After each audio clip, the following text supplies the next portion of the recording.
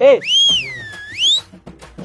පෙර දිනයකම පෙම් කළ යුවති අද ක්ලිනික් යනවා. අසුන් ගන්න මාතා. පිස්සුදු මෝඩයෝ මට බබෙක් හම්බෙන්නේ නෑ. මේ කාල බඩෑවි. කොල්ලට සොරි වෙනවා. දැන් හොඳ කෑම කම්බෙනවා වගේ. මෝඩ කතා කියන්න එපා. මනුස්සකමට කතා කරේ. සම්බන්ධ නැතුව දැන් මාස 6ක් වෙනවා. තාම තරහ හිතේ තියන් ඉන්නවද? තරහ නෑ කිසිම තරහක් නෑ. දාලා යන්න නම් මගේ හුස්ම පොද නවතින්න වෙයි කියලා. ලෝකේ වේගවත්ම මිනිහා වෙන චූම්පාංකාරයට වඩා වේගෙන් දාලා ගියත් තරහද? තරහ නෑ. හැබැයි හොඳට අකුණු කකා වහින වෙලාවක වහල නැති යකඩ කම්බි පටවපු ලොරියක පිටිපස්සේ ඉඳගෙන යන්න ලැබේවා කියලා ප්‍රාර්ථනා කරනවා. මොකද්දනේ තරහෙන් ඉන්නේ? තරහ නෑ.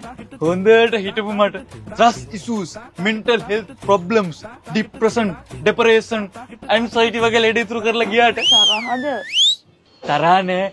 කායිරෙන් පයින් වෙලාවට බ්‍රේක් නැති ලොරියක් මූණට සෙට් වේවා කියලා ප්‍රාර්ථනා කරනවා. අපෝ තමුසෙනා. ගෙවල් වලට පාවා මේක ගැන මහ ලොකුවට කියලා දැන් මේක නෑ කියලා දැනගෙන ගෙදර මිනිස්සු කින්දියට hina වෙනවට තරහද? තරහ නෑ. ගමනක් යන්න කිරි ටොයියා වගේ ඇඳලා එළියට බහින වෙලාවක බොක පිටුණු කාක්කෙක් ඔළුව උඩින් යන්න කියලා ප්‍රාර්ථනා කරනවා. කැත හිත මේකගේ. අලුත් ආදරවන්තයට මගේ වැරදි කියලා මං තමයි වැරදිම කියලා හිතන්න සලස්සනවට තරහ නෑනේ. චූටි ඇඟිල්ල එක දවසට හත් පොලක වැදේවා කියලා ප්‍රාර්ථනා කරනවා.